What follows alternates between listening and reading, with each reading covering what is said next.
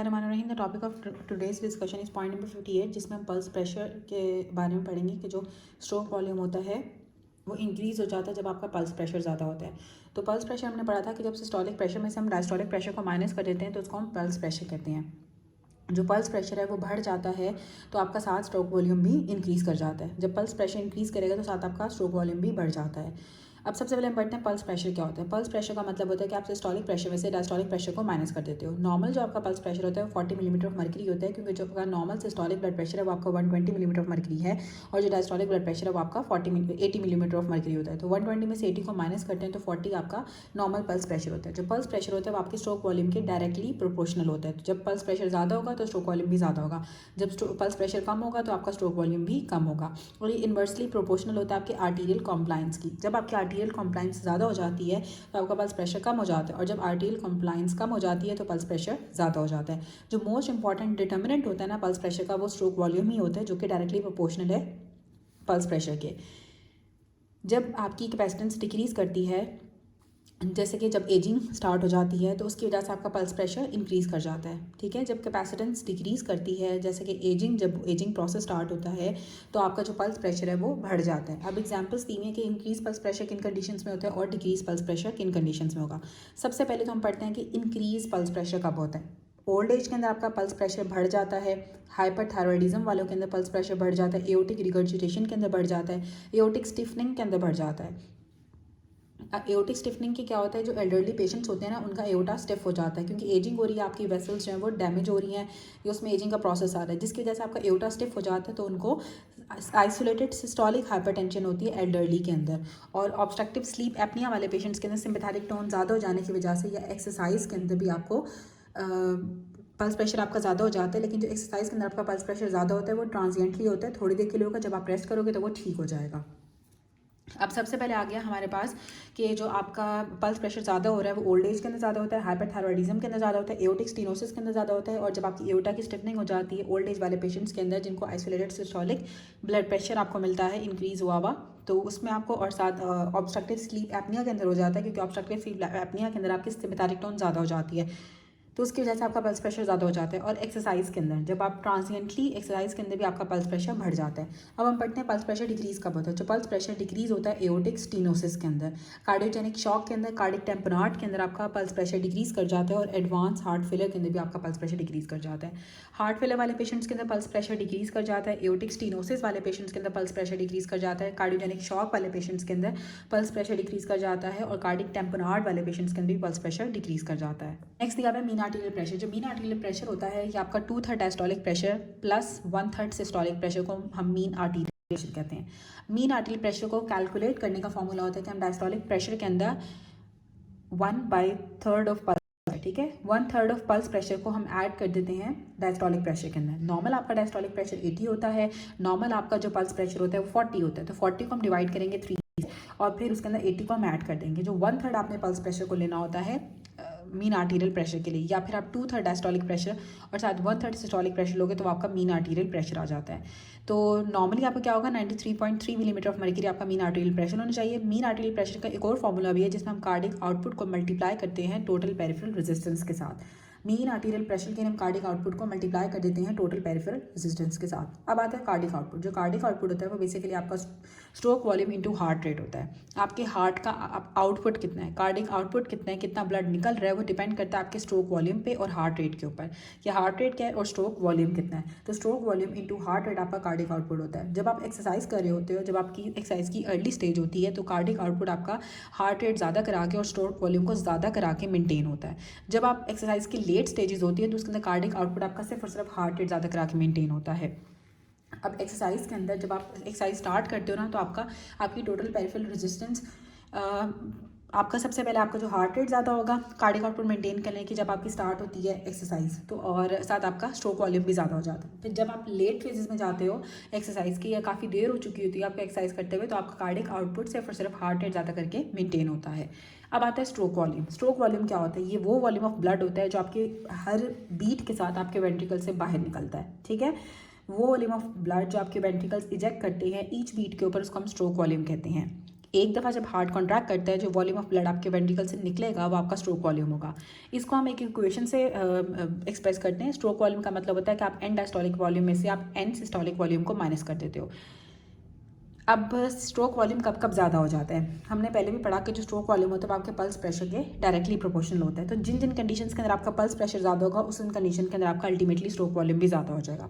तो जो आपकी कंडीशंस थी जिसमें आपका पल्स प्रेशर ज़्यादा हो रहा था उसमें आपकी ओल्ड एज थी, हाइपरथायरॉयडिज्म था, एओर्टिक स्टेनोसिस थी, एओर्टिक स्टिफनिंग थी, ऑब्स्ट्रक्टिव स्लीप एपनिया था और ट्रांजिएंट एक्सरसाइज थी। अब स्ट्रोक वॉल्यूम का इंक्रीज होने का निमोनिक होता है SV कैप। ठीक है, स्ट्रोक वॉल्यूम इंक्रीज कर जाता है कैप के अंदर।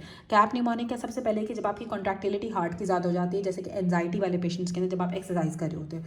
दूसरी चीज़ क्या आती है, जब आपका आफ्टर लोड डिक्रीज कर जाता है और जब आपका प्री लोड ज़्यादा हो जाता है जैसे कि अर्ली प्रेगनेंसी के अंदर, तो आपको स्ट्रोक वॉल्यूम भी आपका बढ़ जाता है। ठीक है, सबसे पहले क्या आ जाएगा, कैप निमोनिक में कॉन्ट्रैक्टिलिटी ज़्यादा होगी, आपका आफ्टर लोड डिक्रीज करेगा और प्री लोड ज़्यादा करेगा, तो आपका स्ट्रोक वॉल्यूम भी इंक्रीज़ कर जाता है। अब सबसे पहले इसके MCQs दिए हुए हैं कि जो कॉज होती है ना इंक्रीज पल्स प्रेशर की, वो आपकी इंक्रीज स्ट्रोक वॉल्यूम भी हो सकती है। स्ट्रोक वॉल्यूम ज़्यादा हो जाने की वजह से भी आपका पल्स प्रेशर ज़्यादा हो जाता है।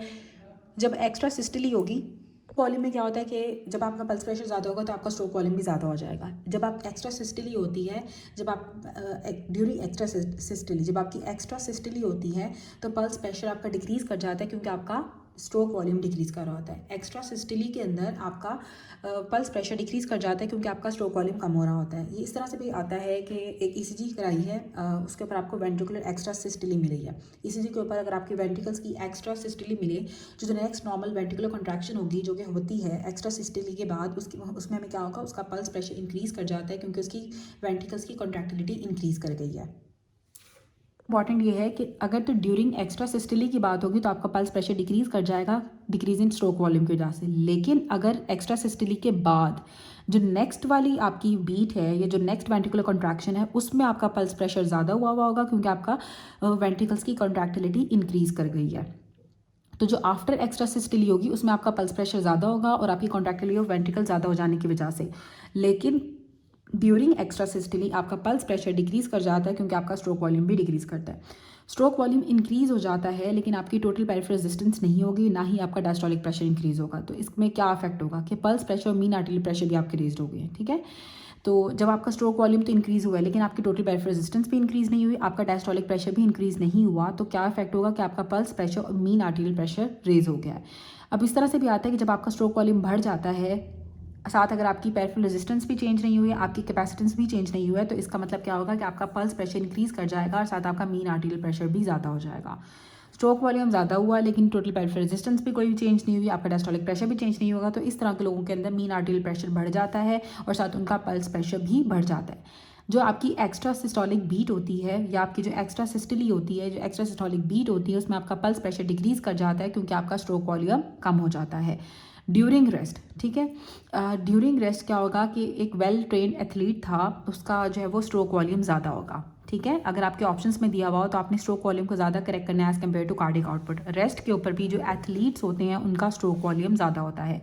ट्रेन एथलीट्स का हार्ट रेट कम होता है लेकिन जो स्ट्रोक वॉल्यूम और कार्डिक आउटपुट होता है वो ज़्यादा होता है। ठीक है, ट्रेन एथलीट्स का हार्ट रेट कम होता है, हार्ट रेट कम होगा लेकिन उनका स्ट्रोक वॉल्यूम ज़्यादा होता है। जो स्ट्रोक वॉल्यूम ज़्यादा होगा तो अल्टीमेटली उनका कार्डिक आउटपुट भी ज़्यादा होगा क्योंकि जो आपका कार्डिक आउटपुट होता है वो stroke volume into heart rate होता है। हार्ट रेट उनका कम होगा लेकिन स्ट्रोक वॉल्यूम ज़्यादा होता है जिसकी वजह से उनका कार्डिक आउटपुट भी ज़्यादा हो जाता है एथलीट्स का। अब आते हैं पल्स प्रेशर पे। जो पल्स प्रेशर होता है वो डिफरेंस होता है सिस्टोलिक और डायस्टोलिक ब्लड प्रेशर का। जो पल्स प्रेशर है वो इंक्रीज़ कर जाता है जब आपकी आर्टरीज़ के अंदर मैक्सिमम रेजिस्टेंस डेवलप हो जाती है एज़ कम्पेयर टू एओटा। ठीक है, मैक्सिमम रेजिस्टेंस होती है आपके आर्टरीज़ के अंदर देन एओटा के अंदर, तो इसकी वजह से आपका पल्स प्रेशर इंक्रीज़ हो जाता है। जब आपकी रेजिस्टेंस ज़्यादा होगी आर्टरीज़ के अंदर तो आपका पल्स प्रेशर इंक्रीज़ कर जाएगा। जो पल्स प्रेशर होता है वो डिक्रीज़ हो जाता है जब आपका सिस्टेमिक प्रेशर डिक्रीज़ करता है। जाहिर सी बात है जब आपका सिस्टोलिक डायस्टोलिक प्रेशर डिक्रीज़ करेगा तो आपका पल्स प्रेशर भी डिक्रीज़ कर जाएगा। तो सिस्टेमिक प्रेशर के डिक्रीज़ होने से आपका पल्स प्रेशर भी डिक्रीज़ हो जाता है।